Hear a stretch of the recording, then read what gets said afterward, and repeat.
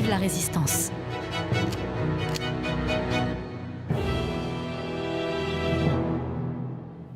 Hello and welcome to another Hearts of Iron 4 dev diary for the Le Resistance DLC. Today we're going to be looking at the new Formable nations and releasable nations coming in the next update. But before we can begin, we're going to have to address some of the concerns brought up by much of the community in this dev diary, so let's just go into it. The first issue is, was this the right use of their time?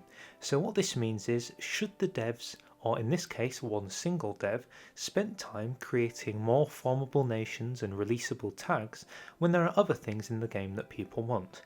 My response? Yes, of course they should have done. This is something that people have wanted, myself included. People have wanted more formable nations, and just because you've been waiting, 5 years for a Soviet update, that doesn't mean that other things people want shouldn't be added as well. The second is, does this diminish the criticisms of the people who are upset? To which I'd say also no. I think there are issues with Hoi 4 in its current state, and I think that the fact that these issues aren't addressed sooner is an issue. We had basically an entire year where the Mexico leader's portrait wasn't fixed, despite being mentioned multiple times. We have issues where both Japan and Germany seemingly always win, even on historical focuses, because they are so strong in this current version. These are issues that do need to be solved. However, this is not something that has to diminish from other great additions being added to the game. The last point is, are these enough? And this is my controversial opinion. I don't think so. I think that as an entry level, this is of course Mika 6, first forays into some customizable content for Hoi 4, and they have chosen to create a couple of formable nations and some releasable tags, which is great. I'm all for it. But I would be hoping that in this dev cycle we would have been able to get even more formable nations or tags before the release of Le Resistance, because at their core they are just singular decisions, and the addition of only 2 is, in my personal opinion, a bit disappointing. Now that we've got all of the politics of this side, let's actually go into what this dev diary has in store. Vive la résistance!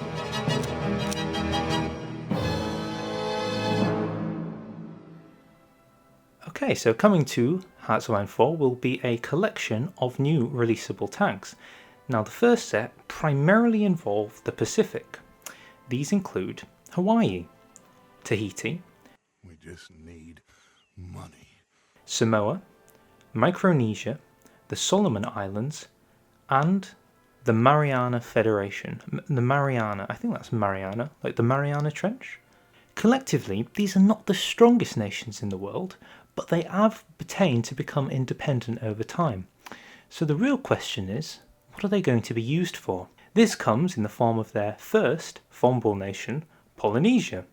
Polynesia can be created by all of these nations and New Zealand, and comes with the added benefit that it can be created despite the fact you are a puppet. This could create some alt history where a puppeted New Zealand colony somehow finds themselves becoming the inheritor of a new Maori empire over the Pacific Islands. Unlikely, but potentially possible.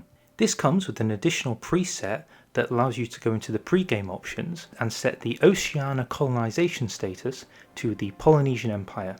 This makes it so that at the very start of the game, Hawaii has already formed the nation and owns all of the territory, including, I believe, New Zealand as well, which will rob England of one of their puppets. But that being said, it could be a pretty gun early game nation to play. Overall, I'm a fan of all of these additional nations, but I'll just give you some quick stats about them. So Hawaii in its current state will have 3 states upon its release, and will have the most manpower out of all of these releasable island nations. The manpower it should have on core territory is the equivalent to Luxembourg. Now, I don't know how much you see, but Luxembourg isn't really known for fielding the world's greatest army. So the question is, how are they going to be major players when it comes to forming this nation? Because as far as I can tell, the gameplay for forming the nation will be build units and then go on a naval invasion campaign to the best of your ability. It gets worse as you go down to the Mariana Islands because they essentially have no manpower and will barely be able to field even one single troop. Never mind, I'm sure Alex the Rambler or whoever will have something to say about that with their great conquest of the Polynesian islands.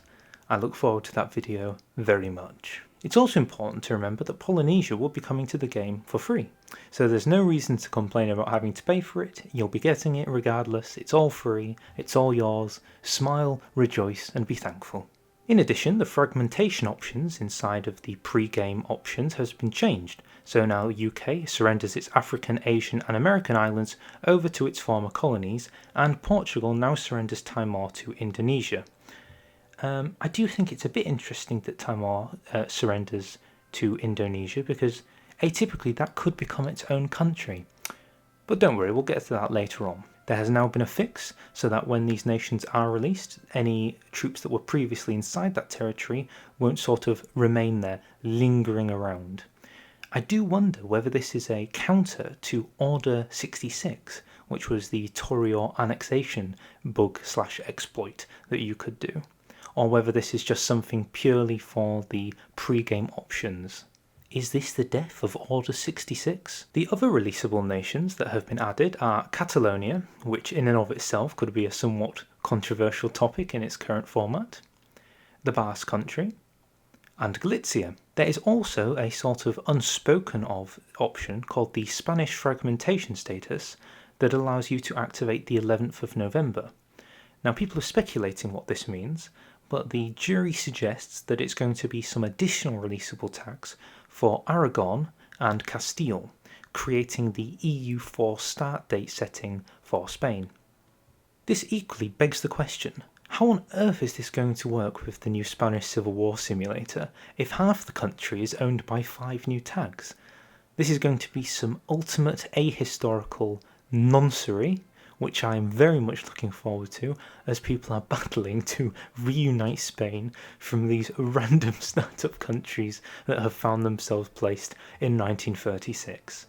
Wunderbar. With that marks the end of all of the releasable tags that will be coming, but as I said earlier, was it enough? Well, I think this is actually a really good mark on how many more tags have been added to the game.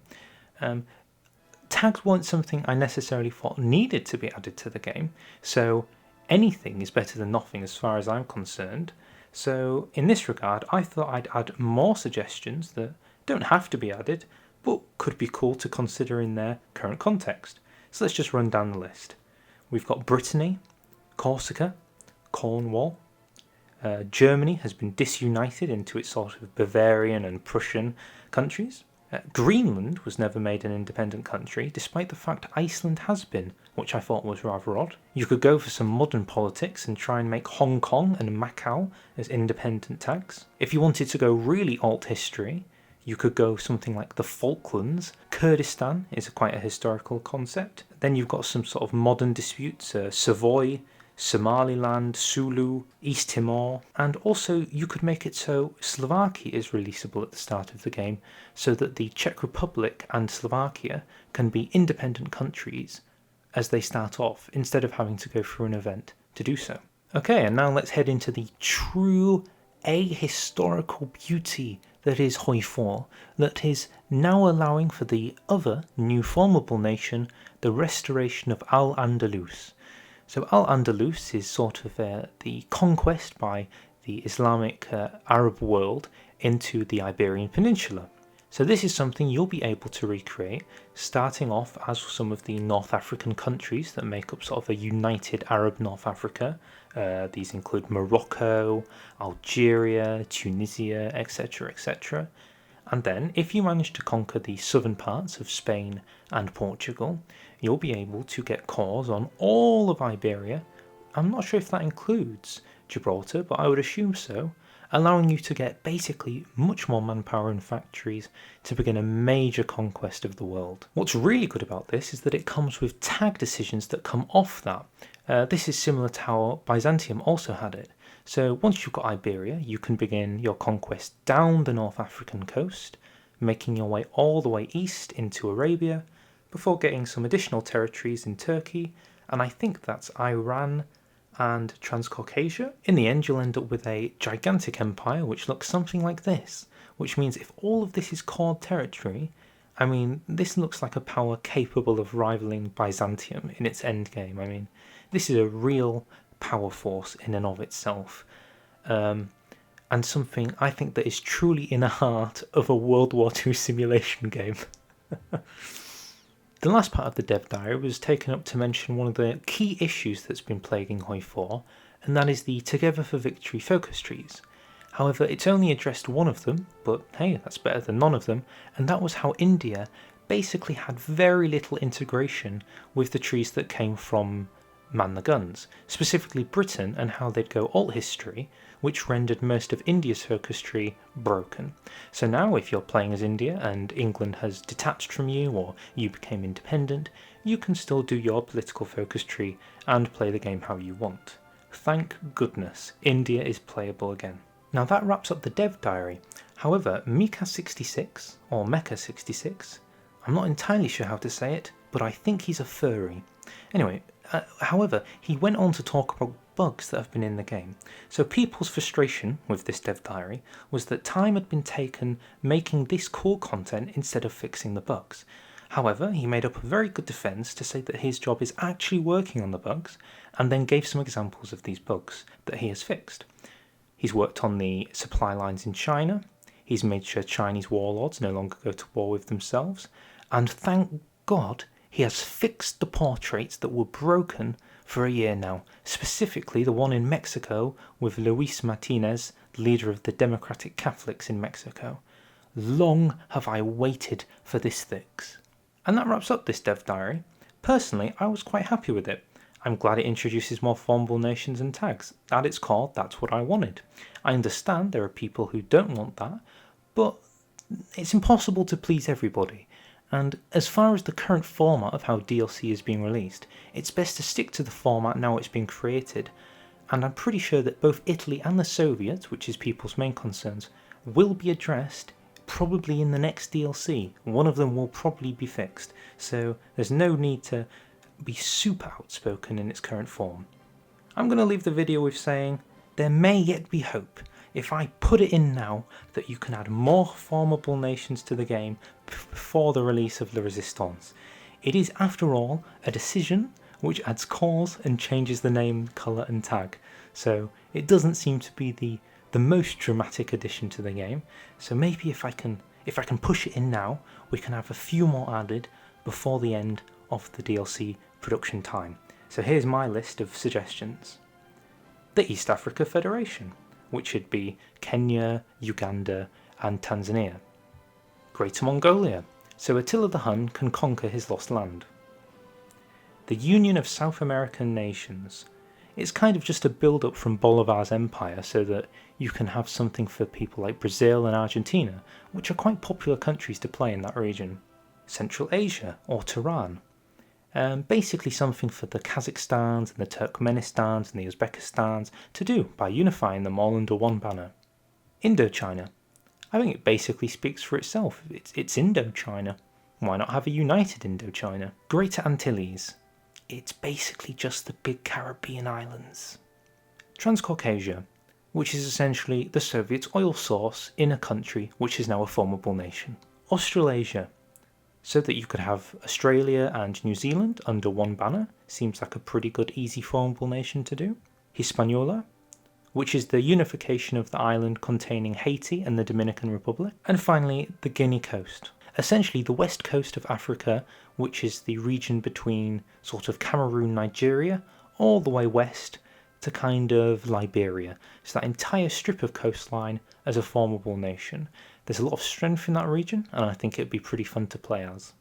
Okay, that wraps up this video. I hope you enjoyed. I hope it was somewhat educational, interesting. If you enjoyed it, feel free to like, feel free to subscribe, and hey, maybe we'll be making a lot more videos soon. So I'll see you all later.